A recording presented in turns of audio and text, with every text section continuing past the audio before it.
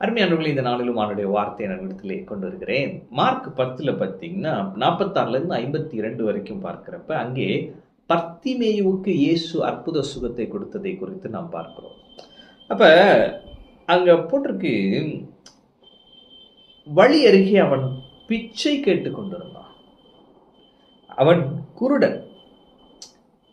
நசரேயனாகிய இயேசு வருகிறார் என்று கேள்விப்பட்டு, இயேசுவே தாவீதின் குமாரனே எனக்கு இரங்கும் என்று கூப்பிடத் தொடங்கினான். அப்ப இவன் கண் தெரியாத ஒரு குருடனாயிருக்கிறான், உட்கார்ந்து பிச்சை கேட்டுக்கொண்டிருக்கிறான். ஆனால் இயேசு வருகிறார் என்று கேள்விப்பட்ட பொழுது நசரேயனாகிய இயேசு என்று அழுத்தம் திருத்தமாக சொல்லி இருக்கிறது. அப்ப மக்களுக்கு அவர் யாருன்னா நாசரேத் ஊரானாகிய இயேசு. ஆனா இவன் கண் தெரியாத, இவன் கண் தெரிந்த அவர்களுக்கு மனக்கண்கள் அடைக்கப்பட்டிருந்தது. அவர் யார் என்று தெரியவில்லை. ஆனால் கண்கள் தெரியாத இவனுக்கோ மனக்கண்கள் தெளிவாயிருந்தது. இவன் அவரை நோக்கி கூப்பிடுகிறான், தாவீதின் குமாரனே எனக்கு இரங்கும். ஆமென். அப்ப அவனுக்கு ஒரு வெளிப்பாடு தெரிஞ்சிருச்சு, இயேசு யாருன்னு. இயேசு யாருன்னு உங்களுக்கு தெரிஞ்சிச்சுன்னா, இயேசு இந்த சிச்சுவேஷன்ல இயேசு யார் அப்படின்னு நீங்க பார்த்துட்டீங்கன்னா உங்க அற்புதத்தை நீங்க பெற்றுக்கொள்ளலாம். எனவே இவன் கூப்பிட தொடங்குகிறான். இன்னும் அதிகமாய் தடை வருகிறது, இன்னும் அதிகமாய் கூப்பிடுகிறான். எந்த அளவுக்குன்னா இயேசு நின்றார். அவன் இன்னைக்கு இயேசுவே நின்று உங்களுக்கு அற்புதம் செய்ய போகிறார். உங்களுடைய கூப்பிடுதல் அவருடைய அட்டென்ஷனுக்கு போயிடுச்சு. அவன் அப்ப இயேசு அவனை அழைத்து கொண்டு வர சொல்லுகிறார். அவனை கூட்டிட்டு வராங்க. இயேசு உடனே ஒன்று கேட்டார். 50ஆம் வசனம் பாருங்களேன். இயேசு அவனை நோக்கி, நான் உனக்கு என்ன செய்ய வேண்டும் என்று இருக்கிறாய். என்னங்க அது?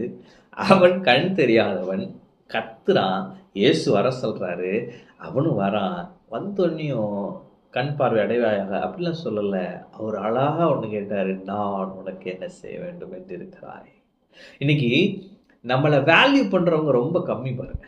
இயேசு உங்களை வேல்யூ பண்றார். அவர் உங்களை மதித்து மதிப்போடு கண்ணியத்தோடு உங்களை வழிநடத்துகிற தேவன் அவர். பரிசுத்த ஆவியானவர் அப்படித்தான். அப்ப அவர் வந்து கேட்கிறார், நான் உனக்கு என்ன செய்ய வேண்டும் என்று இருக்கிறாய். அப்ப எனக்கு தெரியும் உனக்கு என்ன வேணும், உனக்கு என்னெல்லாம் வேணும்லாம் எனக்கு தெரியும். ஆனா உனக்கு என்ன வேணும் நீ சொல்லு, நான் செய்யறேன். அவன் அந்த அளவுக்கு அவர் உங்களை ரெஸ்பெக்ட் பண்றார். இப்ப இதெல்லாம் தெரியும், என் பிள்ளைங்களுக்கு என்ன வேணும் எனக்கு தெரியுங்க அப்படின்னு சொல்லி ஒரு அப்பா வந்து தன் பிள்ளைக்கு என்னென்ன தெரியும் தேவைன்னு சொல்லி எல்லாம் வாங்கி கொடுத்துட்டு பிள்ளை பிரியப்படுறதை வாங்கி கொடுக்காம இருந்தா அந்த பிள்ளையோட இருதயம் எப்படி இருக்கும்? அப்ப தகப்பன் பிள்ளைய நேசிக்கிறாரு. எப்படி வெளிப்படுத்துறாருன்னா, நீ கேளு உனக்கு என்ன வேணும், நான் உனக்கு அதை செய்யறேன். ஆமென். அப்ப இன்னைக்கு ஆண்டவர் உங்களை பார்த்து கேட்கிறாரு, நான் உனக்கு என்ன செய்ய வேண்டும் என்று இருக்கிறாய்.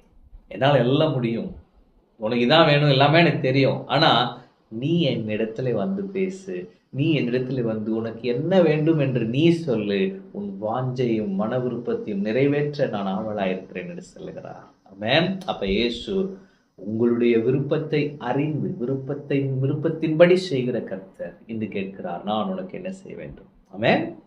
அவன் சொல்லுகிறான், நான் பார்வையடைய வேண்டும். இயேசு சொல்லுகிறார், நீ போகலாம், உன் விசுவாசம் உன்னை ரட்சித்தது என்றார். உடனே அவன் பார்வையடைந்து வழி அருகே அவருக்கு பின் சென்றான். ஆமென். அப்ப அவர் உடனே சொல்றார், உன் விசுவாசம் உன்னை ரட்சித்தது. அப்ப இன்னைக்கு இயேசு உங்களுக்கு அற்புதம் செய்கிறாரு. அதை பெற்றுக்கொள்வதற்கான ஒரு திறவுகோல் என்ன? உங்கள் விசுவாசம். எனவே சந்தேகப்படாதீங்க, கவலைப்படாதீங்க, கேள்விகளை எழுப்பாதீங்க. ஆண்டவர் முழுமையா நம்புங்க. உங்களுக்கு என்ன வேணும்ன்றத அவர் பிரசன்னத்துல போய் சொல்லிட்டு கர்த்தர் உங்களுக்கு அதை செய்து விட்டார் என்ற விசுவாசத்துல இந்த நாளை நீங்கள் சந்தியுங்கள், எதிர்கொள்ளுங்கள்.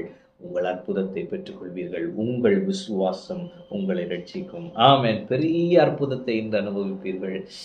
ஒரு பெரிய சரித்திரம் படைக்கும். ஏன்னா இவன் பாருங்க, குருடன் கண் பார்வை உடனே வந்தது. அது ஒரு பெரிய சரித்திரம் இல்லையா? தேவன் செய்ய போகிற அற்புதம் அப்படித்தான் இருக்க போகிறது.